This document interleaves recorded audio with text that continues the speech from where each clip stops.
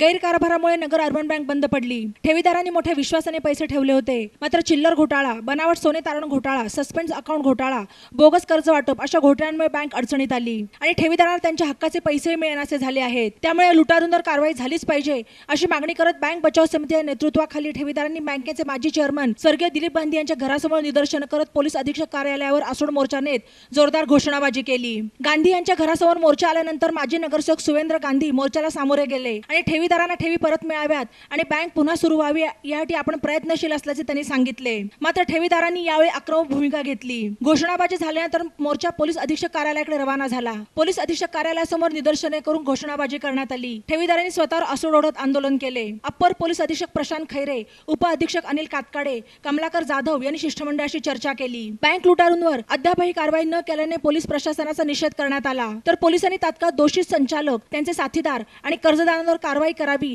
अशी मागणी यावेळी करण्यात आली। दरम्यान बँक घोटाळा प्रकरणी दाखल गुन्ह्यांचे फॉरेन्सिक ऑडिट सुरू आहे, त्याचा अहवाल अद्यापही प्रलंबित आहे। अपर अधीक्षक खैरे यांनी फॉरेन्सिक ऑडिट करणाऱ्या संस्थेशी संपर्क साधला असता गुरुवारी ऑडिट रिपोर्ट दिला जाईल असे संस्थेतर्फे स्पष्ट करण्यात आले। दोषी संचालकांवर MPID म्हणजे ठेवीदार संरक्षण कायद्यानुसार गुन्हे दाखल करावेत अशी आग्रही मागणी यावेळी करण्यात आली। ठेवीदार संरक्षण कायद्यानुसार कारवाई करण्याबाबत माहिती घेऊन 2 दिवसात कार्यवाही केली जाईल असे आश्वासन अप्पर अधीक्षक खैरे यांनी दिले। या मोर्चात बँक बचाव समितीचे राजेंद्र गांधी, राजेंद्र चोपडा, मनोज गुंदेचा, नाना देशमुख, संजय झिंजे, अच्युतराव पिंगळे, सुमन जाधव, उषा कोतकर यांच्यासह ठेवीदार आणि सभासद सहभागी झाले होते। आज मी नगरच्या आपल्या अर्बन बँकेच्या 113 वर्ष आपल्या बँकेला इथेच आहे आणि या बँकेवर जी काही आज RBIने जी कारवाई केली त्या निश्चितपणे ती काही कारवाई योग्य नाही आणि त्यासाठी आम्ही सहकार खात्याला त्याची विनंती बी केली की आम्हाला बँकेचं या ठिकाणी स्टे ऑर्डर मिळावी, जेणेकरून ठेवीदारांचे जे पैसे सुरक्षित आम्ही ऑलरेडी केलेले आहेत। जवळजवळ बँकेकडे 410 कोटी हा फंड आज अवेलेबल आहे आणि आम्हाला 250 कोटीच फक्त ठेवीदारांची देणं आहे। तर निश्चितपणे ठेवीदारांच्या बाजूने आमची बँक आणि आमचे सर्व चेअरमन असेल, डायरेक्टर असतील, हे सर्व मंडळी आम्ही या ठिकाणी एक दिलानं या ठिकाणी बँकेचं जेव्हा इलेक्शन झालं 5 दिवसानंतर RBIने आमच्यावर 35 लावला, पण निश्चितपणे त्यानंतर आम्ही 2 वर्षामध्ये जेवढं आम्हाला करता येईल त्या उद्देशाने आम्ही चांगलं काम करून या बँकेचे जवळ चांगले फंड आम्ही उभे केले आणि त्यामध्ये DIGCने जे आम्हाला 300 कोटी रुपये दिले त्यातले बी आम्ही 60 कोटीचा हप्ता आम्ही रिटर्न केला आणि जेणेकरून आज आमच्याकडे बँकेची सदृढ परिस्थिती असताना RBIने काय याच्यावर केलंय त्याच्या बाबतीत काही वेगळ्या गोष्टी पण मी त्यात काही बोलणार नाही, पण निश्चितपणे भविष्य काळामध्ये या गोष्टी आम्ही उघड करू। पण आज ठेवीदार आज आमच्या याच्यात आले, आमच्या बांगला निवासस्थानी आले, मी त्यांचं स्वागत केलं आणि त्यांना सामोरं येईल, कारण की आम्ही काही गोष्टी केलेल्या नाही, त्यामुळे आम्ही काही कोणत्या गोष्टीला घाबरत नाही। कारण की ठीक आहे ना, काही अडचणी असतात, संस्था करत असताना काही लोकांनी याच्यामध्ये अडचण निर्माण केल्या, कारण की ते स्वतः इलेक्शनच्या भाग पळून गेले। जर का तुम्हाला सभासदांची एवढी चिंता असते, ठेवीदारांची एवढी चिंता असती तर तुम्ही बँकेसाठी काही ना काही केलं असतं, पण यामध्ये फक्त तक्रार करून चालत नाही, तर प्रत्यक्ष ठिकाणी काम करावं लागतं आणि प्रत्यक्ष काम करत असताना ज्या कर्जांना आम्ही कर्ज दिले तर त्यांचे सर्व कर्ज ह्या मॉर्गेज आहे, असं कोणतंही कर्ज नाही की जे सिक्युरिटी नाही, सगळ्या कर्जांना सिक्युरिटी आहे आणि त्या सिक्युरिटायझेशनच्या त्यांना नोटिसा पण दिलेल्या आहेत। जवळजवळ 160 प्रॉपर्ट्या पण आता पुढच्या महिन्यात जप्त झाल्या असत्या, पण आज RBIने जो आमचा लायसन रद्द केला तर निश्चितपणे आम्ही RBIकडे म्हणजे आपल्या वरती सहकार खात्यामध्ये मागणी केली की याच्याला स्टे मिळावं, जेणेकरून ह्या ज्या आम्ही मागण्या केल्या, ज्या सिक्युरिटायझेशन ॲक्ट केले त्याच्यामध्ये प्रॉपर्टी जर जप्त झाल्या तर बँकेला जवळजवळ 800 कोटी लोकांकडून येणं बाकी, आज बँकेकडे 410 कोटी देणं आहे आणि ठेवीदारांचे जे 250 कोटी असे जर का आपण ताळमेळ केला तर बँकेकडे अनेक फंड म्हणजे देण्यापेक्षा जास्त फंड अवेलेबल आहे। त्यामुळे ठेवीदारांनी काही काळजी करू नये, कारण की आमची पण RBIला आणि सरकारला मागणी की बाबा ठेवीदारांचे पहिले पैसे द्या। तुम्हाला आता भले बँक घेणे करायचे असेल ना तर थोडं पहिले ठेवीदारांवर विश्वास, कारण की या ठेवीदारांनी त्यांच्या आईवडिलांची त्यांची स्वतःची कष्टाची ही जी पुंजी आहे ही आपल्या संस्थेमध्ये सामावलेली, कारण की ह्या संस्थेने अतिशय 113 वर्षामध्ये या नगर जिल्ह्यामध्ये अतिशय सर्वसामान्य माणसाला उभं करायचं या बँकेने काम केलंय। तर निश्चितपणे गांधी साहेबांनी निश्चितपणे जे काम केलंय एक चांगल्या प्रकारचं काम करून या बँकेत दाखवलं होतं, पण काही जणांना ते पटलं नाही, काहींनी राजकारण करून त्यासाठी बँकेत कसं खोडं घालता येईल या उद्देशाने काम केलं आणि आज RBIच्या माध्यमातून या बँकेचं जर आपण लायसन भले रद्द झालं असेल तर ठेवीदारांचे आज आम्ही पैसे सुरक्षित ठेवलेले सरसंचालक मंडळानं, तर निश्चितपणे येणारा प्रशासक असेल किंवा आम्हाला स्टे मिळाला तर आम्ही लवकर ठेवीदारांचे पैसे माघारी देऊ एवढी या ठिकाणी विनंती करतो। आज काही विरोधक यामध्ये सामील होते, माझा त्या विरोधकांना प्रथम तर सवाल आहे, एखादी स्वतःची संस्था काढावी आणि ती संस्था टिकून दाखवावी, ती चालून दाखवावी। एखाद्या चांगल्या संस्थेला खराब करण्याचं काम हे पाप या लोकांनी केले। आज जवळजवळ आमच्या संस्थेमध्ये 400 लोक ते काम करतात, यांच्या रोजगारावर करोड घालण्याचं काम या लोकांनी केलं। तर निश्चितपणे मला असं वाटतं की तुम्ही भविष्य काळामध्ये एखादी संस्था उघडून या नगर जिल्ह्यामध्ये दाखवावी की जेणेकरून ही काम देणू सर्वसामान्य माणसाला उंच होईल। आणि स्वतःची एक संस्थाच आपण चालू करू शकत नाही, तर संस्था चालवण्याला त्रास देण्यापेक्षा संस्था चालून दाखवा ना। बोलायला काय लागतं. आज आम्ही पाहतोय की संस्था चालवत असताना ज्यांनी कर्ज घेतले आज आम्ही त्यांना विनंती करून त्यांच्या सगळ्या प्रॉपर्टी सिक्रेट करून आपल्या बँकेचे कसे पैसे सेव्ह करता येईल या उद्देशाने आम्ही सगळ्या गोष्टी केल्या. फक्त विरोधकांनी विरोधाची भूमिका बजवून या ठिकाणी ठेवीदारांना आणि यांना कशा अडचण आणता येईल आणि संस्थेला कशा अडचण आणता येईल आणि संचालक कशा अडचण आणता येईल एवढंच काम त्यांनी केलेलं आहे. याच्यामध्ये त्यांची भूमिका फक्त दुटप्पी आहे. इथं त्यांची एकही भूमिका स्पष्टपणे नाही. आणि जेव्हा इलेक्शन झाले अर्बन बँकेचे तेव्हा आपण या बँकेच्या इतिहासात इलेक्शनमध्ये का उभे राहिले नाही हा माझ्यांना प्रश्न आहे. आज तुम्ही जी भूमिका मांडताय सार्वजनिक आणि ज्या सोलाजीबद्दल आम्हाला बी आदर आहे त्या भाऊंच्याबद्दल आम्ही जर का बोलायला गेलो तर बरंच काही आहे. कारण की हे संचालक मंडळ असं मग ते पण होते याच्यामध्ये साक्षीदार. मग त्यांना काय पकडावं आम्ही. त्यांची भगिनी पण या संचालक होती. मग त्यांना काय पकडावं याचं आम्हाला उत्तर त्यांनी द्यावं की जर का ही सगळं प्रकरणं झाली होती तर त्यांच्या वडिलांनी तेव्हा पिताश्रींनी त्यांना विरोध का नाही केला. आज तुम्ही जेव्हा फक्त संस्था जेव्हा अडचणी आणली त्यांना आरबीआयला तक्रारी करून बँक बंद पाडली हे खरं तुमचं हे जे श्रेय आहे हे बँक बंद पाडण्याचं हे श्रेय विरोधकांना दिलं पाहिजे. कारण की आम्ही संचालक मंडळाने चांगल्या पद्धतीने काम केलं. आज आम्हाला 5 दिवसामध्ये आमच्यावर जेव्हा आरबीआय अन्याय केला म्हणजे निवडून इथं आणलं 5 दिवशी आमची बँक बंद केली त्यांनी 35 लावला. शेवटी एनपीए कधी वाढतो जेव्हा एक सायकल बंद होती तेव्हा दुसरी सायकल बंद दुसरी तिसरी अशी ही सायकल बंद केली. या सायकल बंद करण्यामध्ये मागचं कारण कोण आहे ते विरोधक आहे. यांनी संस्था कुठेही चालू देऊ नये या उद्देशाने फक्त व्यक्तिदेशाने ही संस्था अडचणीत आणण्याचं काम केलेलं आहे. कारण की स्वर्गीय दिलीप गांधींनी ही 300 कोटीची बँक 1300 कोटी नेली. या विरोधकांना ते पटलं नाही. कारण की संस्था मोठी झाली साहेबांचं नाव मोठं झालं साहेब खासदार होते. मग तुम्ही एखादं इलेक्शन लढून दाखवा ना. बोलायला काय लागतं समाजामध्ये जो करतो ना त्याला त्रास होतो. जो काही करत नाही त्याला कोण त्रास देत नाही काय. त्यामुळे आम्ही जे काम करतोय ते प्रामाणिकपणे करतो. संस्थेच्या हिताचंच काम करत होतो. फक्त विरोधकांनी काय केलं की त्याचा बनावा केला आणि या बनावाच्या माध्यमातून ही संस्था अडचण आणली. आणि ठेवीदारांच्या अतिशय यांना आम्हाला आज ठेवीदारांचा आमचा रोष असेल पण आम्ही ठेवीदारांना आसूचित करतो की आपल्या ठेवी आज या ठिकाणी बँकेमध्ये सुरक्षित आहे. या बँकेला जी गौरवशाली परंपरा आहे तर आम्ही आज बँक आमच्या सहकार खात्याला आम्ही विनंती केली की ही बँक चालू करून द्या. कारण की ही जुनी कामधेनू आहे आणि या जिल्ह्याचा इतिहास आहे तो. त्यामुळं आपण पुसला कामा नाही यासाठी आम्ही निश्चितपणे प्रयत्न करतो सर्व संचालक मंडळ. आज या ठिकाणी नगर अर्बन बँक जी महाराष्ट्र राज्यातील एक अग्रगण्य बँक होती 113 वर्षापूर्वी स्थापन झाली वैभवशाली बँक. त्या बँकेत काही संचालक काही कर्जदार व वरिष्ठ अधिकारी यांनी संगनमत करून बँकेची लुटमार केली. म्हणून आज बँकेच्या ठेवीदारांना ठेवी मिळत नाहीत. 6/12/2021 पासून ठेवीदारांना ठेवी मिळणं बंद झालं आहे. त्यानिमित्ताने आम्ही वारंवार पोलीस स्टेशनला लेखी अर्ज दिले. संचालकांना विनंती केली. बँकेसमोर उपोषणं केले. मागं 18/10/2023ला एक मोर्चा काढला होता पोलीस प्रशासनाला जागे करण्यासाठी. त्यावेळेस पोलीस प्रशासनाने आम्हाला आव्हान दिलं होतं की सर्व घोटाळ्याचं आम्ही फॉरेन्सिक ऑडिट केलेलं आहे आणि त्याचा रिपोर्ट येतो 10 ते 12 दिवसात आम्ही कारवाई करून ठेवीदारांना त्यांचे पैसे मिळवून देऊ. परंतु गेल्या 1.5 महिन्यापासून ते काही आम्हाला त्यातलं पॉझिटिव्ह सकारात्मक मिळालं नाही. त्यामुळं आज आम्ही पुन्हा आज बँकेपासनं मोर्चा काढला आणि याच्यामध्ये ठेवीदारांनी स्वतःला आत्मक्लेश करून आसूड मारून घेतले स्वतःला अक्षरशः बँकेसमोर केलं. त्यानंतर ज्यांच्या काळामध्ये बँकेमध्ये मोठ्या प्रमाणात भ्रष्टाचार झाला ते बँकेचे माजी चेअरमन दिलीप गांधी व आता त्यांच्या सूचना तिथं व्हाईस चेअरमन आहेत त्यांच्या घरासमोर जाऊन आम्ही तीच मागणी केली की आमच्या ठेवीदारांचे पैसे तुम्ही परत द्या. आज ठेवीदारांचा उदरनिर्वाह बंद झाला 2 वर्षापासून. कोणाचे मुलींचे लग्न थांबलेत, कोणाचा औषधोपचार थांबलाय. याच्यामध्ये ठेवीदारांना आता आत्महत्या करण्याशिवाय कुठलीही पर्याय राहिलेला नाही.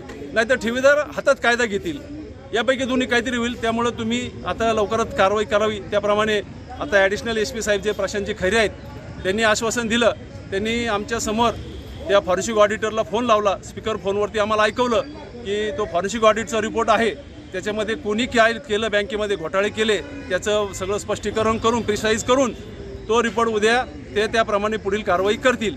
त्याचसोबत आम्ही त्यांना दुसरी विनंती केली की महाराष्ट्रामध्ये महाराष्ट्र ठेवीदार संरक्षण कायदा म्हणून एक ठेवीदारांच्या संरक्षणासाठी खूप छान कायदा आहे. सगळ्या संस्थांसाठी मी सांगतो की तुमची जी ठेव ठेवली आहे ती ठराविक मुदतीत परत द्यायचं वचन त्या बँकेने तुम्हाला किंवा त्या संस्थेने दिलेलं असतं.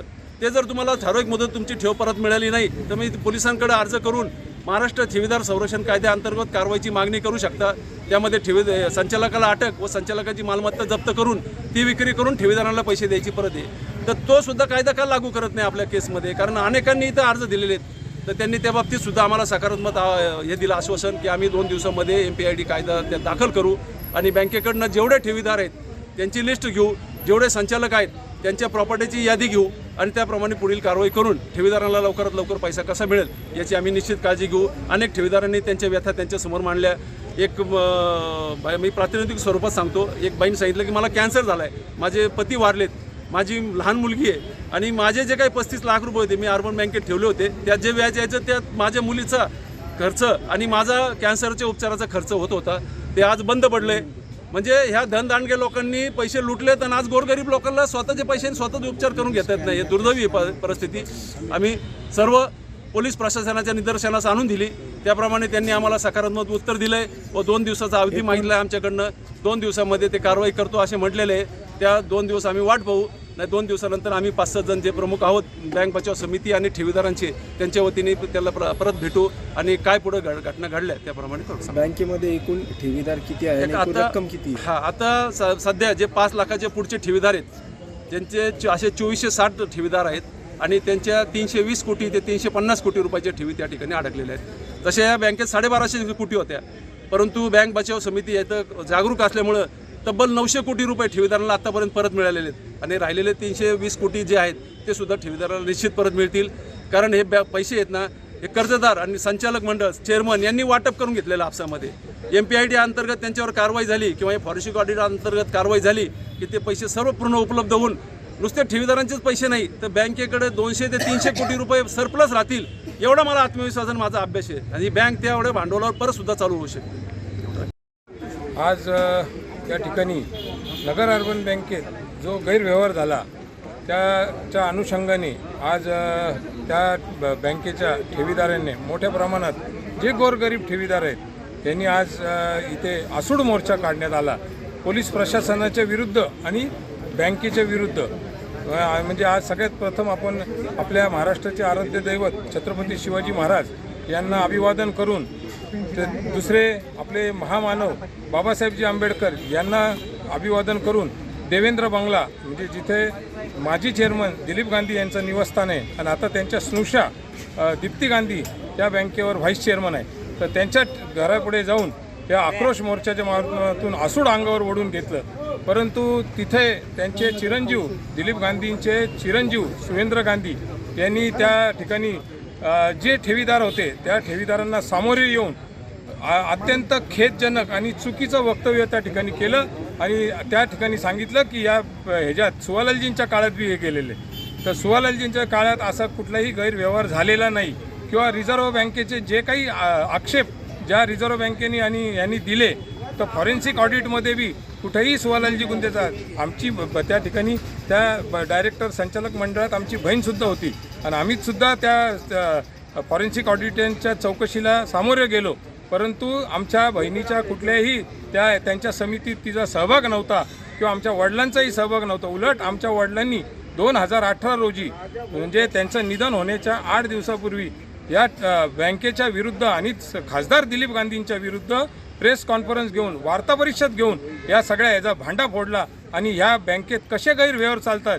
वेळोवेळी सुवालालजींनी त्यांना सूचना केल्या की दिलीप शेठ तुम्ही हे करू नका, परंतु दिलीप गांधींनी सत्तेचा अहंकार आणि सत्तेच्या बळावर आज ह्या बँकेची जी लुटमार केली आणि आज ह्या ज्या ठेवीदारांवर जी ही पाळी आली ही केवळ आणि केवळ दिलीप गांधी आणि त्यांच्या संचालक मंडळ. ज्या दिवशी आमच्या वडिलांनी त्या ठिकाणी प्रेस कॉन्फरन्स घेतली तर त्या प्रेस कॉन्फरन्सला फक्त बँक बचाव समितीचे राजेंद्र गांधी जुने काही संचालक परंतु सत्ताधारी संचालक एक सुद्धा नाही आला. उलट आमच्या घरी येऊन आम्हाला विनंती करायला लागले की तुम्ही ही प्रेस कॉन्फरन्स घेऊ नका. परंतु तुम्ही त्यावेळेसचा जर व्हिडिओ पाहिला तर आमच्या वडिलांना बोलता येत नव्हतं, म्हणजे मृत्यूच्या दारेत होते त्यावेळेस, तरी त्यांनी एवढ्या तळतळीने सांगितलं की हे सगळं काम दिलीप गांधी आणि त्यांचे संचालक मंडळ करत आहे. आणि आज त्या ठिकाणी हे जे त्यांचे चिरंजीव इतकं खोटं विधान करतायत तर मी त्यांच्या चिरंजीवाचा जाहीर निषेध करतो. आणि त्यांची जर हिंमत असेल आता आज तर त्यांच्याकडे काही अधिकार नाही, उलट त्यांनी ह्या डिपॉझिटरला जो आश्वासन देत होते की तुम्हाला रिझर्व्ह बँकेने घरी पाठवलेलं लायसन्स रद्द केलं म्हणजे तुम्हाला अधिकार नाही. आता अधिकार जे आहे आवसायकला आहे आणि फॉरेन्सिक ऑडिटमध्ये दूध का दूध आणि पाणी का पाणी होईल. ज्या दिवशी होईल त्या दिवशी मग आम्ही तुम्हाला त्याचा जाब विचारू. आणि सुवालालजींबद्दल जे खोटे तुम्ही वक्तव्य त्या आज या डिपॉझिटरसमोर केलं त्याचं मी तीव्र शब्दात धिक्कार करून निषेध करतो. शेड्यूल बँकेमध्ये ज्या पद्धतीने इतक्या मोठ्या प्रमाणात आर्थिक घोटाळा झालेला आहे व त्या आर्थिक घोटाळ्यासंदर्भामध्ये वेळोवेळी आम्ही फॉलोअप घेतलेला आहे, तक्रारी केलेल्या आहेत, हायकोर्टापर्यंत गेलेलो आहे आणि माननीय नामदार हायकोर्टाच्या आदेशाप्रमाणे या ठिकाणी पोलीस डिपार्टमेंटमध्ये गुन्हा दाखल झालेला आहे. खऱ्या अर्थाने जे गोरगरीब मध्यमवर्गीय आणि ज्या लोकांनी आपल्या चरितार्थासाठी ठेवी ठेवलेल्या आहेत, ज्यांच्या खात्यामध्ये पैसे अडकलेले आहेत, हे पूर्वीचे चेअरमन आणि संचालक मंडळ आणि काही वरिष्ठ अधिकारी यांनी मिळून इतक्या मोठ्या प्रमाणामध्ये चुकीचं गैर आणि बेकायदेशीर कर्ज वाटप केल्यामुळे बँकेची परिस्थिती अत्यंत वाईट झालेली आहे आणि इतक्या मोठ्या प्रमाणात भ्रष्टाचार झाल्यामुळे बँकेची परिस्थिती वाईट झाल्यामुळे रिझर्व्ह बँक ऑफ इंडियाने बँकेचं लायसन्स रद्द केलेले आहे. बँकेचे चेअरमन संचालक मंडळ जे आश्वासनं देत आहेत की आमच्याकडं पैसे आहेत, आम्ही आत्ता देऊ, ठेवीदारांना देऊ, आमचं लायसन्स रिझर्व्ह बँकेने न ऐकता, आमचं म्हणणं न ऐकता रद्द केलं, हे चुकीचं आहे. रिझर्व्ह बँकेने वेळोवेळी बँकेला नोटिसा पाठवलेल्या होत्या आणि त्या नोटिसामध्ये कल्पना दिलेली होती की आपण याची वसुली तात्काळ करा, कशी करणार, ॲक्शन प्लॅन आम्हाला द्या. बँकेकडून ते दिलं गेलं नाही. कदाचित बँकेच्या काही वरिष्ठ अधिकाऱ्यांनाही ह्याचं समजलेलं नाही कशा पद्धतीने हा ॲक्शन प्लॅन द्यायला पाहिजे, वसुली कशी केली पाहिजे, प्रॉपर्ट्या सीज केल्या पाहिजेत आणि ज्या मॉर्गेज दिलेल्या प्रॉपर्ट्याची व्हॅल्युएशन अत्यंत कमी अशा व्हॅल्युएशनच्या प्रॉपर्ट्या यांनी घेतलेल्या आहेत आणि बेसुमार कर्ज वाटप केलेलं आहे. हे करण्यामागं एकच हेतू होता की त्या व्यक्तीकडून, त्या कर्जदाराकडून पैसे खायचे. आता पैसे खातात कसे, जगामध्ये कशा पद्धतीने करप्शन होतं आपल्याला सगळ्याला समजतं आहे. आमचं एवढंच म्हणणं आहे, पोलीस डिपार्टमेंटमध्ये कालही आम्ही भेटलो, यापूर्वी मोर्चा काढून भेटलो आणि आजही आमचं एवढंच म्हणणं आहे, जे गुन्हेगार आहेत फॉरेन्सिक ऑडिटचा रिपोर्ट आल्यावर माननीय पोलीस अधीक्षकांनी सांगितलेलं आहे, फॉरेन्सिक ऑडिटचे खैरे साहेब यांनी सांगितलेले आहे, कमलाकर जाधव साहेबांनी सांगितले, आमची मागणी एक तात्काळ कारवाई करा, MPAD ॲक्ट लावा आणि जे गुन्हेगार आहेत ज्यांच्याकडं फंड्स असे वेगवेगळ्या मार्गाने गेलेले आहेत त्या सगळ्यांना उचला, चौकशी कठोर करा, ताबडतोब खुलासे होतील आणि ठेवीदारांचे पैसे मिळतील, खातेदारांचे पैसे मिळतील. एक तर 113 वर्षाची बँक, तिचं लायसन्स रद्द झालेले आहे, ही अत्यंत दुःखद घटना आहे. तुम्हाला आम्हाला सगळ्याला ती दुःखद घटना आहे. त्यामुळे याबाबत कडक कारवाई पोलिसांकडून अपेक्षित आहे. आम्ही सर्व ठिकाणी त्या संदर्भामध्ये पत्रव्यवहार केलेला आहे.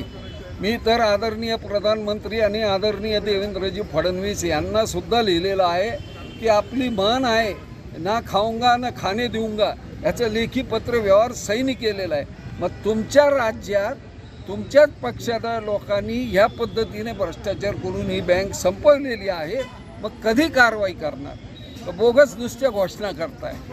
धन्यवाद. बातम्यांसाठी ई नवा मराठा यूट्यूब चॅनलला सबस्क्राईब करा आणि बेल आयकॉनवर प्रेस करा.